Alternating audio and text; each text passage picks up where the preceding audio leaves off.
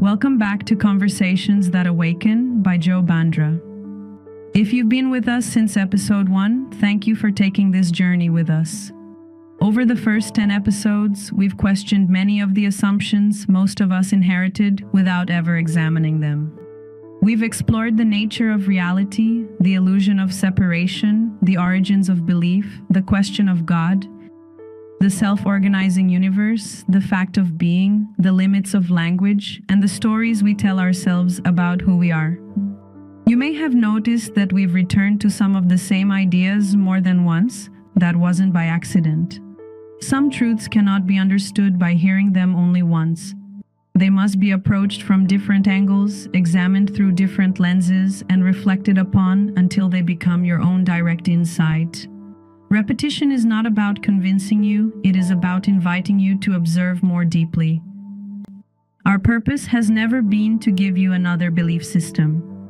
It has always been to encourage you to examine, question, investigate, and ultimately understand for yourself. Because borrowed knowledge is information. Direct experience, on the other hand, is transformation. If you're joining us for the first time, we encourage you to begin with episode 1. Each conversation builds upon the previous one, forming a journey from questioning the world to questioning the one who believes they are separate from it. So wherever you are in the world, thank you for listening. Take a moment to become fully present. Set aside, just for a little while, everything you think you know. And together, let's question everything. I am Kim. I hope you had the opportunity to read or listen to Finding Neve by Joe Bandra. The name Neve, heaven spelled backward, symbolizes a journey of self-discovery, an inward return to the source of true happiness. It is an invitation to look beyond the stories we tell ourselves, rediscover our authentic nature, and awaken to the peace and wholeness that have always been within us. 3 words, just 3 words translated from these ancient texts. Right. Uttered, at least according to the lore, from a burning bush in the middle of a desert. Yeah, that's the classic image we all have. Exactly. And for thousands of years, the vast majority of human civilization has basically operated under this assumption that the phrase, I am that I am, was, that it was this distant, supernatural creator introducing himself. Like a booming voice from the clouds. Right, a voice just establishing total dominance and, frankly, separation from us. But what if, and this is what we're getting into today, what if that entire premise, literally the foundation of how billions of people understand their relationship to existence, is based on a profound misunderstanding of reality itself? It's wild to think about because it completely upends the geopolitical, the psychological, and really the spiritual frameworks we've built our whole societies upon. It really does. Because when you look at the original Hebrew text for the book of Exodus, the actual phrase is Ehiyah Asher Ehi. And that translation has always been notoriously difficult. Oh, for sure. Theologians like Thomas Aquinas or Augustine, they interpreted it through this lens of classical theism, right? So God as a supreme being, like the ultimate noun, sitting somewhere outside the universe. Just watching us from afar. Exactly. But linguistically, Ea is derived from the verb haya, and that actually means to be or to become. Wait, so it's a verb, not a noun? Yes. It's an active, continuous state. It's not saying, I am a specific thing called God. It translates much closer to something like I am being itself or even I am what exists. Wow. Okay, which brings us to the absolute centerpiece of our deep dive today. So we are exploring these incredible excerpts from an upcoming book on the nature of reality. Yeah, it's fascinating stuff. It's by an author named Joe Bandra, and specifically, we managed to get our hands on this foundational document from his project, and the document is just titled, I Am That, I Am Da Ox. Such a simple title for something so heavy. Right. But Bandra is taking this ancient phrase and just running it through a totally different paradigm. The whole mission of this deep dive today is to really investigate Bandra's proposition. And it's a big one. It's massive. He's asking, what if I am that I am isn't someone else speaking to us? Right. What if it is actually reality itself, like capital R reality speaking intimately, directly through the very apparatus of your own consciousness? Bandra's work here demands a radical shift in identity. Because we are moving from this old paradigm of isolation, Like the idea that we're all just alone in our heads. Exactly. A universe that's just populated by separate fragile little objects struggling to survive. And he moves us to a paradigm of absolute, inescapable intimacy with existence itself. Intimacy with existence. I love that phrasing. Yeah, and if we follow the logical progression of Bandra's thesis, which we will, it systematically dismantles the whole architecture of human fear. And it dismantles the illusion of separation. So it changes how we see ourselves entirely. It really forces us to reconsider the fundamental nature of the observer. Who is actually looking out through your eyes? Okay, to ground this for you, the listener, Bandra uses a metaphor in the text. It's classic framework. I've heard versions of it before, but he pushes it to its absolute conceptual limits here. He really stretches it. So picture this. Picture the shoreline of this vast, endless ocean.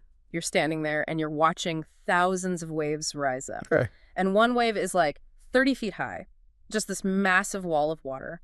Another is barely a ripple.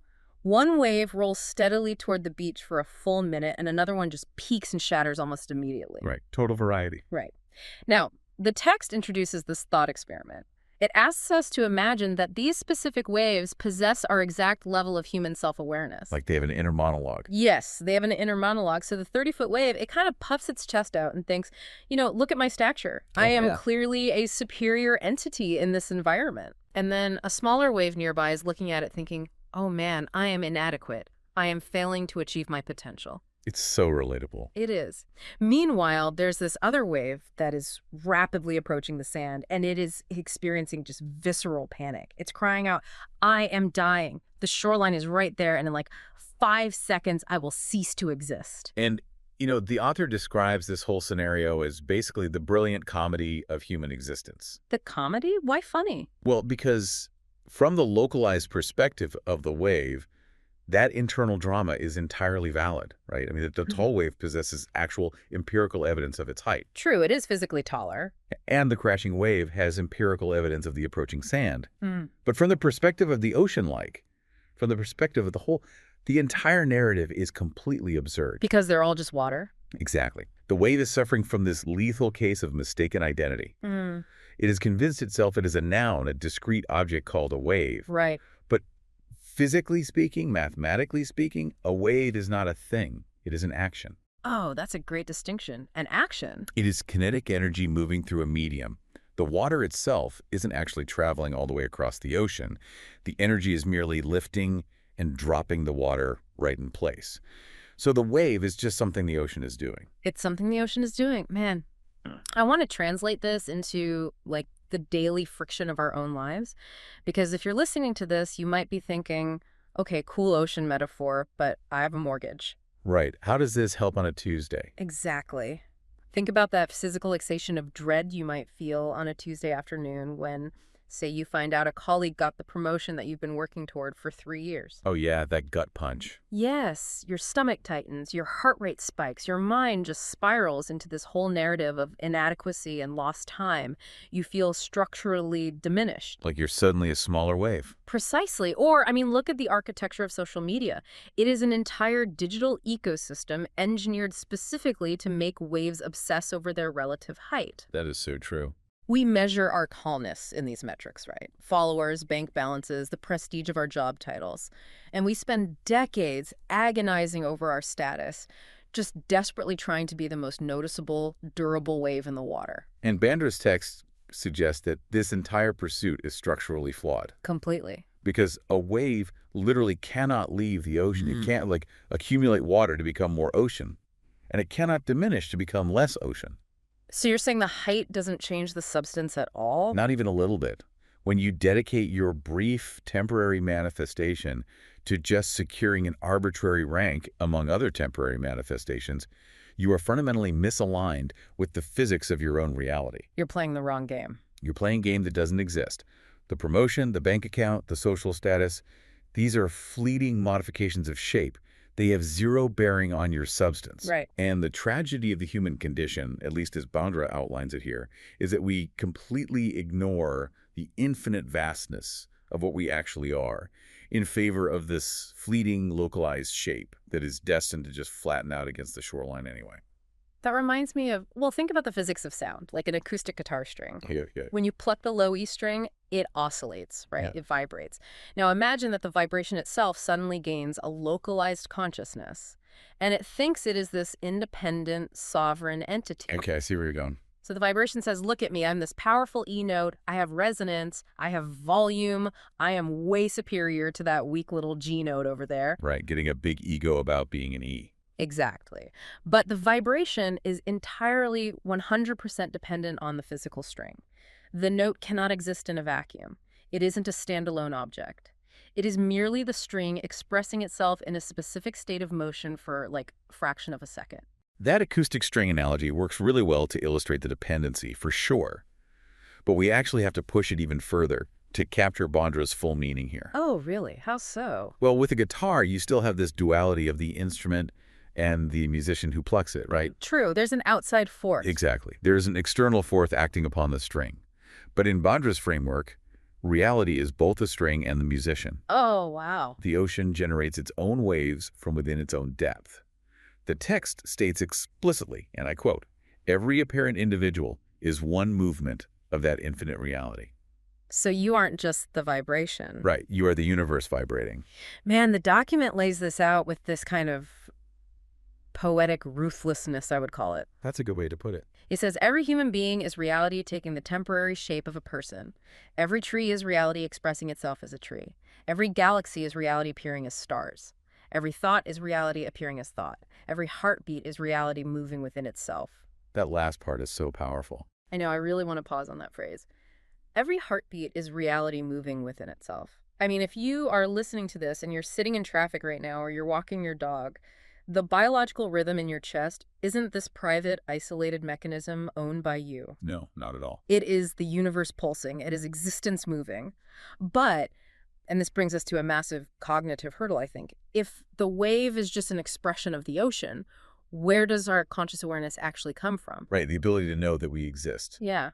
Where does the wetness of the wave originate? Because I feel like I'm aware. Well, this is where the text demands basically a complete abdication of the human ego. Which we never want to do. No, we fight it tooth and nail. But Bandra writes that a wave never creates its own wetness.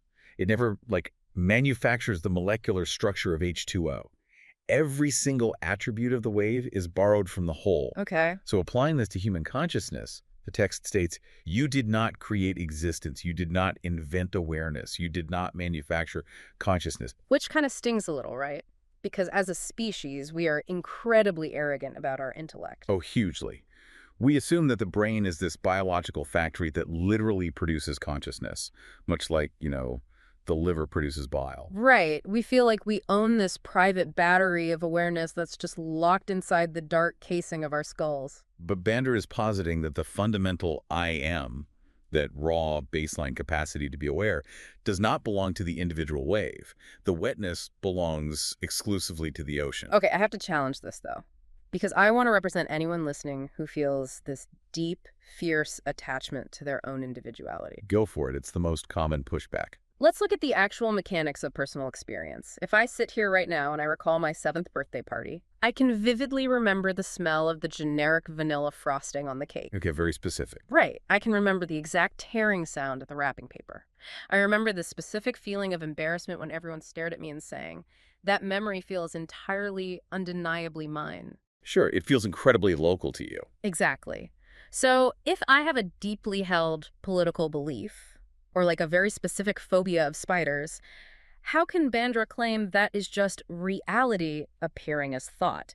If my consciousness is just the ocean's wetness, doesn't this entirely invalidate the uniqueness of my human experience? It's a great question, but it doesn't invalidate the uniqueness. It merely reclassifies what the uniqueness actually is. What do you mean? Well, the resistance you're describing right now is the exact friction point where most people just abandon non-dual philosophy entirely. Because they don't want to lose themselves. Exactly. But Bandra anticipates this. The text establishes a very strict order of operations for human cognition. It says, before every thought, before every belief, before every memory, there's the simple, undeniable fact, I am. To baseline awareness. Yes. Think about the mechanics of a film projector in an old movie theater. Okay, I'm picturing it. The specific memory of that vanilla frosting, your specific fear of spiders, your political beliefs, That is the film reel. Okay, the actual film itself. Right. The film reel contains a highly specific, totally unique sequence of frames. That is the temporary shape of your particular wave. No one is denying that the film reel exists or that it has unique colors and unique narratives. But the film reel is completely dead without the projector lamp. Precisely. Without the pure white light burning inside the projector, the movie never actually manifests on the screen. Oh, wow. Bandra is saying that the light, that simple, undeniable, unmanufactured awareness that knows I am, is universal. The light passing through your unique film reel is the exact same light passing through every other human being. And every animal, every form of life. Yes. The divine creative principle, as the text names it, is simply the light of existence. Your specific memory is just the intricate shadowing on the screen. But the fact that you are aware at all, that is just reality illuminating itself. So the personality is the filter, but the awareness is the source. Exactly. Yeah, and that transitions us beautifully into how Bandra analyzes the whole construct of identity, because the personality never stops at the baseline I am. No, it can't handle the baseline. Right. It finds that pure light of existence too bright or maybe too unformed, so it immediately starts placing filters in front of the lens. It needs definitions. The text observes that the human ego compulsively attaches predicates to existence. We don't just say, I am, we say, I am Joe, I am Kim, I am young, I am old, I am successful, or I am a failure. And Bandra categorizes all of those statements as descriptions of the wave's current shape, not descriptions of the water's actual substance. Right. And to really unpack how this functions, we can examine Bandra's proposition through several distinct lenses, because this concept is not isolated just to his upcoming book. He is synthesizing thousands of years of human inquiry here. Yeah, he's pulling from everywhere. We can look at this through 6 different frameworks, actually. Linguistic, psychological, Eastern or Vedantic, philosophical, mystical, and finally quantum and scientific. Okay, let's take those one by one. Starting with the linguistic lens, because I think the very structure of the English language sets a trap for us here. The phrase, I am blank, inherently creates duality. It does. It forces division. Yeah. Linguistically, the moment you add a descriptive predicate to I am, you draw a boundary. If you state, I am an American, language dictates that you have simultaneously created the category of not American. Right, you've created an in-group and an out-group. Exactly. If you declare I am successful, you rely entirely on the existence of failure to give your statement any meaning.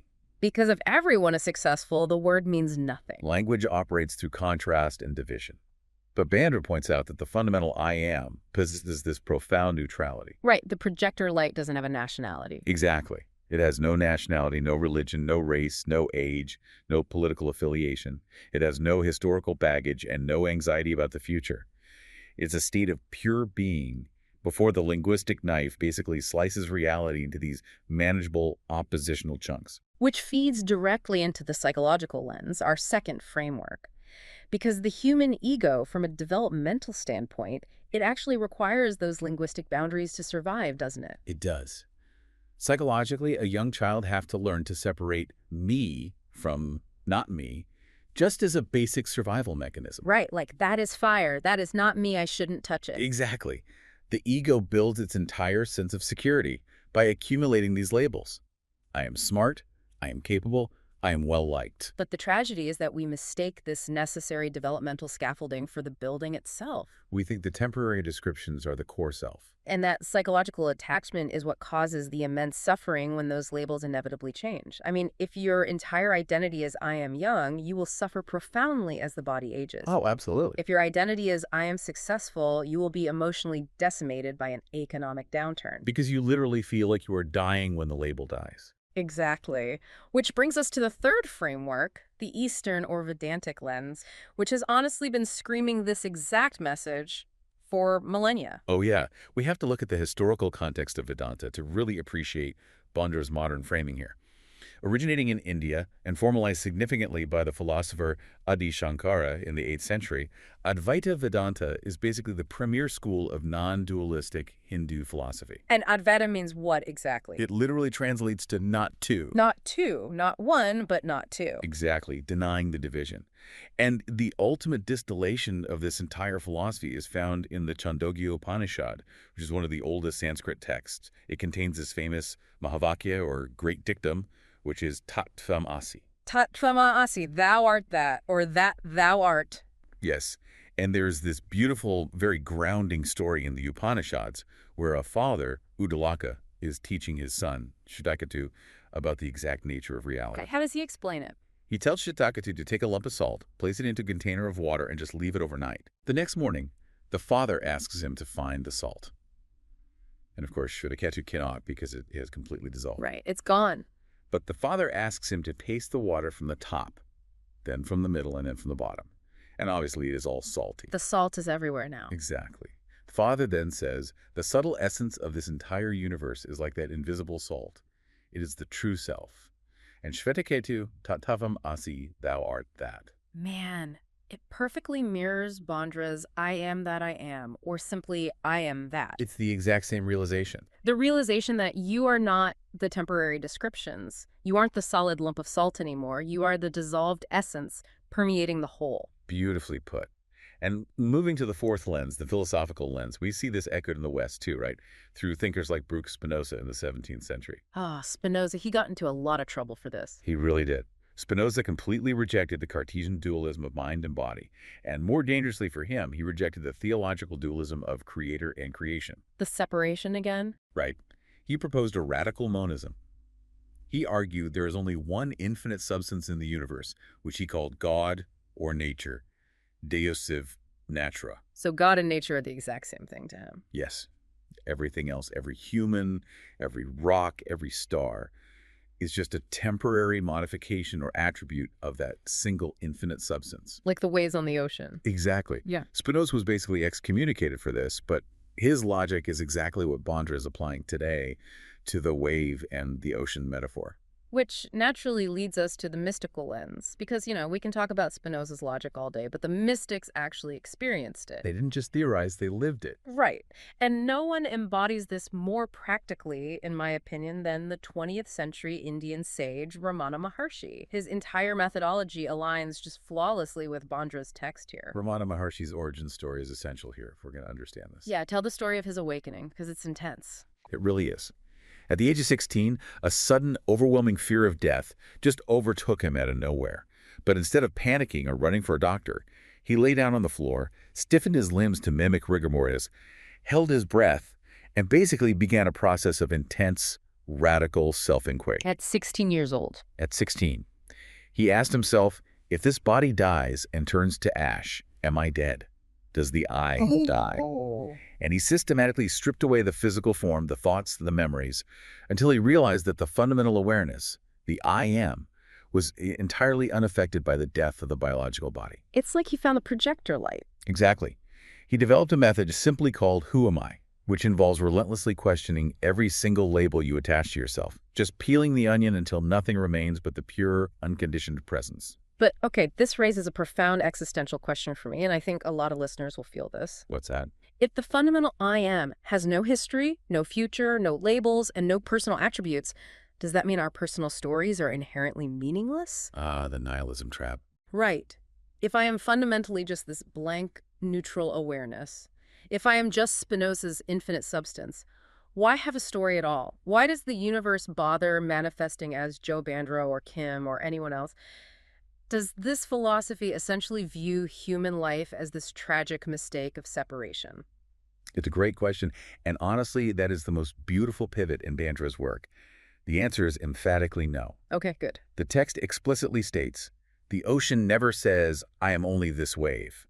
The ocean expresses itself through countless waves simultaneously. Right, it's not just one wave. The author points out that diversity enriches the expression while the essence remains one. Think about the actual physics of the ocean. A completely flat, motionless, featureless body of water isn't really a living ocean. It's a stagnant puddle. Right, it has no energy. Reality, by its very nature, is dynamic. It wants to express itself. It requires the contrast to experience itself. Exactly. It expresses itself simultaneously through billions of unique, localized shapes. So your personal story, your identity, your unique quirks, your specific political beliefs, your memories of vanilla frosting, they aren't mistakes. They're features, not bugs. Yes, they are the intricate, temporary artistry of the cosmos. The trap isn't having a personality. The trap is believing the personality is the absolute limit of what you are. Oh, that's so good. Bandra is telling the reader, enjoy the texture of being a unique wave, but never lose the foundational knowing that you are fundamentally made of water. So the human identity is basically a temporary masterpiece of art. Yeah. I really love the freedom in that. It's very liberating. It is. But it does force us to confront a very stark biological reality. Which is, Well, if our individual identities, our bodies, and our life stories are just temporary art, what happens when the exhibit closes? right, the end of the line. What happens when the wave actually hits the shoreline and shatters? Section 4 of our deep dive really focuses on how Bandra tackles the concepts of birth and death, and he pulls absolutely no punches here. No, he doesn't. The text offers a perspective that is, I'd say, ruthlessly reductive to the ego, yet infinitely comforting to the deeper essence. How so? Bandra writes, and this is a direct quote, "The wave is born, the wave dies, yet nothing has happened to the water." Nothing has happened to the water. That is a sentence you just have to sit with. It's heavy. It carries immense weight because it fundamentally reassigns where birth and death actually occur. What do you mean? The text insists that birth and death belong exclusively to form. They are properties of the shape, not properties of the underlying substance. The ocean remains exactly what it has always been. It maintains its total volume and essence, even as millions of individual waves crash and dissolve on the shore every single minute. Right. The ocean doesn't lose a drop when a wave crashes. Exactly. And Bandra scales this up far beyond just the human lifespan. We aren't merely talking about biological mortality here. He looks at this through a massive cosmological lens. Right. The text states, bodies appear, bodies disappear, thoughts arise, thoughts vanish. Civilizations come and go, stars are born, galaxies dissolve.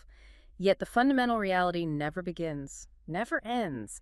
It simply expresses itself endlessly. It's sweeping. It really is. And this brings us to the sixth and final lens we need to explore today, the quantum and scientific lens, because this isn't just ancient mysticism anymore, right? This is actually aligning with modern theoretical physics, specifically the work of David Bohm. Yes, David Bohm is basically the perfect scientific parallel to Bandra's text. Tell us a bit about Bohm for those who don't know him. So Bohm was one of the most significant theoretical physicists of the 20th century. I mean, he worked with J. Robert Oppenheimer. He had deep, ongoing dialogues with Albert Einstein at Princeton. Oh, wow. So he was right in the thick of it. Absolutely. And later in life, he had these extensive philosophical conversations with Jiddu Krishnamurti. Interesting crossover there. Yeah. Bohm became deeply dissatisfied with the standard Copenhagen interpretation of quantum mechanics, which was championed by Niels Bohr, because that interpretation treated subatomic particles as these disconnected, fragmented entities whose behavior was merely based on probability. Like it's all just random, separate pieces. Right. But Bohm believed the math actually pointed to a much deeper, unbroken wholeness. Unbroken wholeness.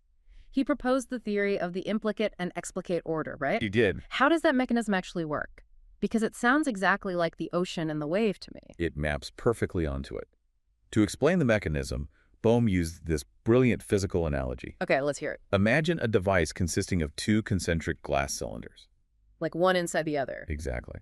And the space between the inner and outer cylinder is filled with this highly viscous fluid, like clear glycerin. Okay, got it. Now, imagine you inject a single drop of black ink right into the clear glycerin. If you turn the inner cylinder slowly, the ink drop is drawn out. It stretches, it smears, and eventually it becomes this fine, invisible thread mixed completely into the glycerin. So the ink drop appears to have just vanished. Right. Bohm called this state the implicate order, the enfolded, deeper, unbroken wholeness of reality, the underlying ocean. But the ink isn't actually gone. Exactly. The physics of the highly viscous fluid are entirely reversible. If you turn the cylinder backward the exact same number of rotations, that invisible thread of ink slowly gathers back together, reconstituting into the exact distinct drop of black ink you started with. That is just staggering to visualize. It really is. Bohm called the visible drop the explicate order, the unfolded manifest world of separate things and events, the wave. Wow. Bohm argued that everything in our universe, every subatomic particle, every human body, every dying star unfolds out of the implicate order, exists as a temporary explicate form for a period of time, and then eventually unfolds back into the wholeness. So when a star goes supernova and collapses, or when a human body ceases biological function, it is not a deletion from existence. No, not at all. It is merely a localized form enfolding back into the implicate ocean. The underlying reality hasn't lost a single drop of its substance. It has simply withdrawn a specific expression.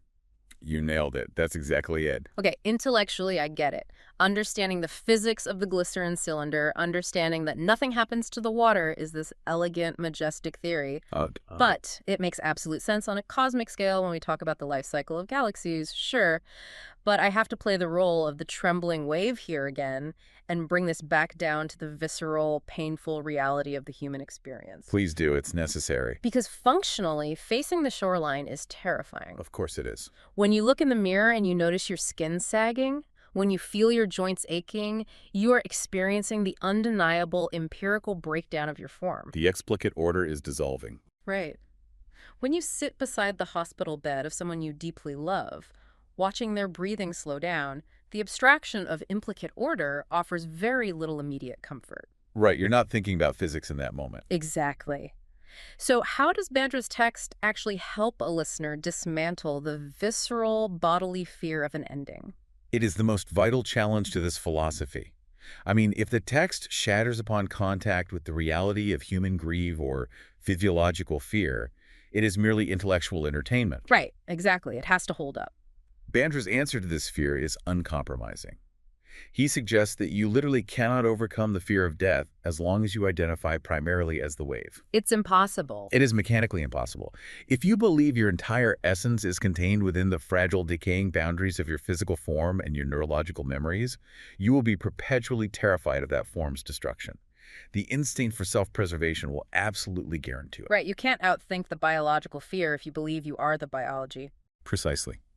The text asserts that the only way to dissolve the fear of the shoreline is a radical foundational shift in the locus of your identity. You have to switch your allegiance. Yes. You have to stop trying to fortify the wave and realize you are the water. The fear of death belongs exclusively to the ego, the I am Joe or I am Kim construct. The universal I am does not fear death because existence itself cannot conceptualize non-existence. Wow. Which brings us to a massive reevaluation of our historical texts. If we take this radical shift in identity and apply it backward to the story of Moses, Bandra performs a complete paradigm flip here. He really does. We talked earlier about the theological interpretation of the burning bush. Moses asks for a name and gets I am that I am. Yeah. Bandra basically dismantles the entire framework of a separate dictatorial deity communicating from a higher dimension. According to the text, when Moses experienced the burning bush, it wasn't a